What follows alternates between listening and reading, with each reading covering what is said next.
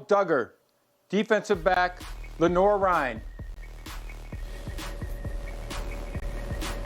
That's right, Division II Lenore Ryan. Kyle Duggar, a kid that can do it all.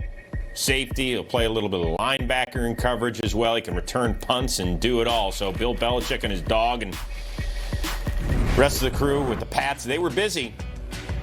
5 picks in rounds 2 and 3.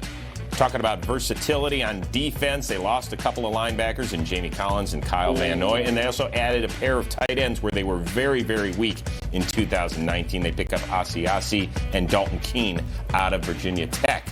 You'll notice what they didn't do, try and find Tom Brady's replacement. No quarterbacks, and according to our Daniel Jeremiah, there's still some decent names out there, including a pair of former Georgia teammates, Jacob Eason, who eventually transferred to Washington, and Jake Fromm. So, Charles Davis, what are the Patriots going to do here? Should they draft a quarterback in rounds 4 through 7? I would take a flyer on one later in the draft, and if I did, it'd probably be James Morgan out of Florida International. He would be the guy that I think kind of fits what they've done up there for so long. We got to see him at the East-West game, and he had a big week that week, really emerged and separated himself from the pack of quarterbacks there. Good arm, nice vision, decent mobility. I watched him every day at practice there that I was there. I saw him for a few days after practice. He would stay after, and he wasn't doing it for show. He was doing it because it was part of his routine, trying to get the extra throws in, work on his footwork, and he had a young kid, Mason Kinsey from Berry College. God, I hope he gets picked before it's over. He would stay after with him. But that's what I would do if I were them. I like that they haven't forced the quarterback move on themselves because Eason would be the highest rated guy, but I don't think that they want to take him. Fromm, he hasn't been picked yet, and I think it's about right. By ability, this is about the sweet spot for Fromm to come off the board. Okay, but right now the Patriots have 2 quarterbacks on their roster. They got Brian Hoyer, who's back with them for, well, you know, here's the deal, Steve. You're talking about the Patriots. They've got 2 guys out there. Brian Hoyer's on the roster for, I think, the 7th time. And then you've got Jarrett Stidham, a guy they drafted out of Auburn last year in the 4th round. So they got to do something. But Steve, is it through the draft, or do they pick up a free agent? There's a couple of big names out there. Well, we always know with Bill Belichick, he's never going to tip his hand to exactly what he's doing. And obviously, you know, by having his dog Nike there, that's just kind of showing us he always knows, even when it's a virtual draft, that he's still in control, right? And so I believe that they're either going to draft somebody or bring in a quarterback. And they have to, because their guy is no longer there, Tom Brady, and things have changed. And we're really not sure, but we know that they're going to, I think they may draft a guy, kind of like what Charles said. But we also don't know because they're not allowed to bring in and examine and really put a free agent through the meat grinder on a chalkboard to kind of really understand where their perspective is. So it's really hard to say because of the current circumstances with COVID-19. Great point, Steve. That makes it really difficult, doesn't it? And I love how you started that. Bill Belichick, we know, is going to do what Bill Belichick does. And it's worked awfully well for a long time. So every time we start to question it or try and get behind the curtain, no. Don't worry about that. He's got it under control. So the one thing I have to keep coming back to that we haven't brought up yet is they've had Jarrett Stidham for the last year. They've had him in the building. They know who he is for how he would run their offense. They believe. Now, he hasn't done it under fire, but they believe they know what they've got. Maybe he feels, and the organization feels, this kid should get the first shot at running this offense. I keep coming back to that Matt Castle year, finding a way to go 11-5. I don't know if the roster's quite as good, but at the same time, they know what they've got in Stidham. That may be why they're not forcing a quarterback move in this draft. It wouldn't be the first time Bill Belichick would surprise us all and end up doing the right thing. He's made a career out of it.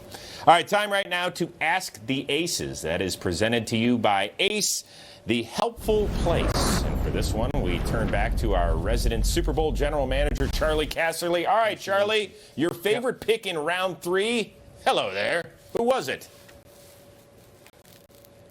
Hey, the tight end from UCLA, our guy, David Asiasi. Did I get it right? Yes. On the pronunciation, Ben? All right, let's go. Okay, here we go. Block. How many tight ends block? Almost none of them. This guy's a good blocker. Not only that, the guy's a good receiver, too. What he is a guy who knows how to get open. Chris, he's got a knack for it. He's got quickness. He's got feet. Some guys have a knack for it. He has that. So he can separate, get open. He's a very good blocker. 1 year of production. This guy's got a big upside to him. He's got good hands. I like this guy a lot. You could make an argument that easily this is the most talented tight end in the draft. Yeah, well, the leading receiver amongst tight ends for the New England Patriots a year ago was Benjamin Watson. He had all of 17 catches. So they go back-to-back tight ends there at the end of the third round. All right, coming back, we're going to focus on the one quarterback that was taken Friday night. Jalen Hurts. He's on his way to Philadelphia, but first he gets a chat with Commissioner Roger Goodell. And which quarterback is in the best position to succeed? He went in the fourth round in 1998, so always have that at least. All right, time right now for the draft pack. It is presented to you by Ram Trucks, and we're focused on the wideouts. Why not? You got 13 that went in the first two rounds. That is a record in the common era. 13 receivers. That ball is flying through the air.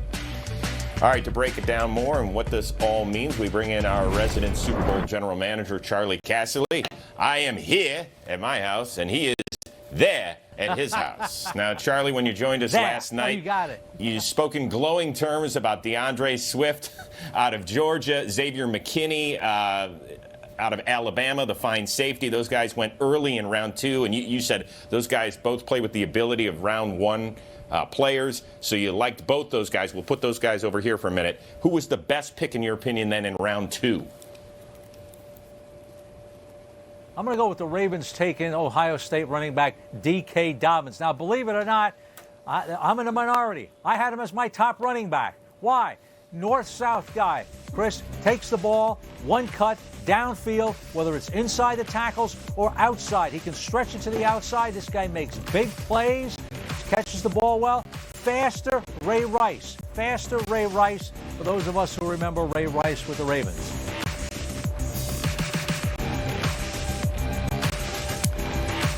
All right, Charlie Casserly. Well, coming up a little bit later, you'll give us your best pick in round three, and also you'll look ahead to Saturday's role in the NFL draft. Who is the best player available in rounds 4 through 7? All right, still ahead, we're going to focus on Bill Belichick's picks. Or were they Nike's picks? His dog. Not so sure. Either way, they did not pick a quarterback for Alabama. I'm going to check the math, but I think that might have been the case. But let's start with a guy who began his career at Alabama and finished it at Oklahoma. Jalen Hurts. He was the big name coming off the board. The only quarterback that went during rounds 2 and 3, picked 53rd overall by the Philadelphia Eagles. A guy that accounted for more than 50 touchdowns, more than 30 through the air, 20 on the ground. He will now be vying for the role as Carson Wentz's backup. And yes, Howie Roseman, Doug Peterson, they were on the same page here. Of course, Doug Peterson, quite the creative play caller, so is he going to use him kind of like Sean Payton does use Taysom Hill in New Orleans? That's the big question. As for Roseman, the GM, he said earlier today, I spoke with Carson Wentz about the options at this pick, and one of them was Jalen. So he had a heads up ahead of time. We're sitting here at the end of the second round. This is not a first-round pick. This is the end of the second round. We just felt like this was the right thing to do, and the right thing to do based on our beliefs. And for more on this, we welcome in our NFL media insider, Ian Rappaport. All right, Ian, this is very different than the way it played out in Green Bay. You told us earlier today on the pregame show that the Green Bay Packers really did not give Aaron Rodgers a heads up that they were going to be taking Jordan Love with their first-round pick. Philadelphia does tell Carson Wentz here about Jalen Hurts, but how did this all go down?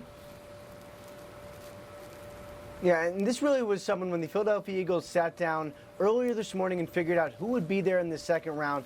Jalen Hurts was very firmly in the picture, and my understanding when they got on the clock, after, by the way, as you mentioned, they had given Carson Wentz a heads up that this was a possibility. This was described to me as a very easy pick.